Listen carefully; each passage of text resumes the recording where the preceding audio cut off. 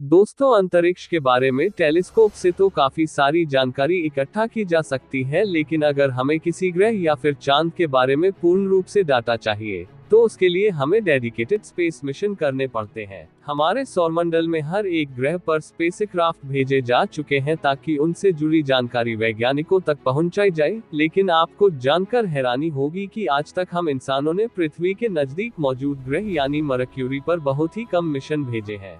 हम Interstellar space यानी सौरमंडल के बाहर के एरिया में मिशन कर चुके हैं, और यहाँ तक कि हम सौरमंडल के आखिरी ग्रह यानी प्लूटो पर भी 2 स्पेसक्राफ्ट भेज चुके हैं। लेकिन मरकरी पर केवल आज तक 2 ही स्पेसक्राफ्ट भेजे गए हैं। आखिर इसका क्या कारण है?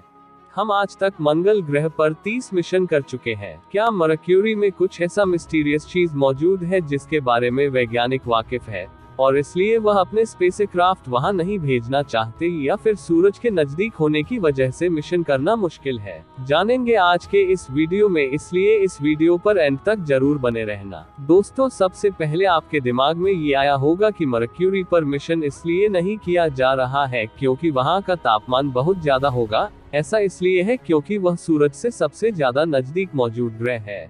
अगर आपको ऐसा लगता है तो आपकी जानकारी के लिए बता दें कि ऐसा बिल्कुल नहीं है। हमारे सौरमंडल का सबसे गर्म ग्रह शुक्र है, जो सूर्य से दूसरे नंबर पर आता है, और इस पर भी आज तक 22 मिशन किए जा चुके हैं। इससे यह बात तो क्लियर हो गई कि तापमान का मरकरी ग्रह पर मिशन करने से कुछ ज्यादा बड़ा कनेक्शन नहीं है, इसके कुछ और ही कारण है। अब ऐसा नहीं है कि मरकरी पर स्पेसक्राफ्ट भेजने की कभी कोशिश ही नहीं की गई। मरकरी पर स्पेसक्राफ्ट भेजा भी गया है, लेकिन बात ये थी कि वह स्पेसक्राफ्ट इसकी सतह से जाकर टकरा जाता है और ग्रेसलैंड हो जाता है। बात है 3 नवंबर 1973 की है, जब नासा फ्लोरिडा के एक लॉन्च पैड से मेरिना 10 नाम का एक स्पेसक्राफ्ट लॉन्च करता है, जिसका मकसद था मरकरी ग्रह तक जाना और वहां की काफी सारी फोटोज वैज्ञानिकों को भेजना, ताकि वे उन्हें देखकर इस ग्रह के बारे में और भी ज्यादा जानकारी हासिल कर पाए।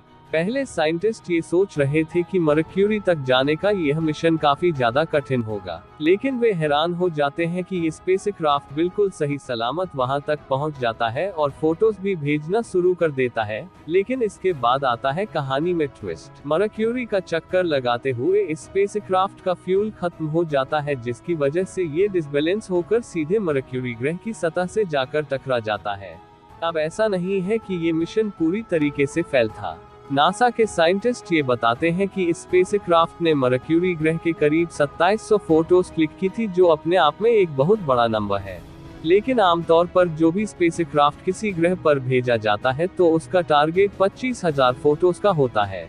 इस स्पेसक्राफ्ट ने उसका सिर्फ 10% ही कंप्लीट किया था, जिसकी वजह से इसे एक फेलियर माना जाता है। जब भी कोई स्पेसक्राफ्ट मरक्यूरी ग्रह पर भेजा जाता है तो उस पर मरक्यूरी की ग्रेविटी से ज्यादा सूर्य की ग्रेविटी का असर पड़ता है। अगर स्पेसक्राफ्ट की रफ्तार को थोड़ा भी कम रखा जाए तो वह सीधे सूर्य के अंदर ही चला जाएगा, जिसकी वजह से मिशन फेल हो जाएगा।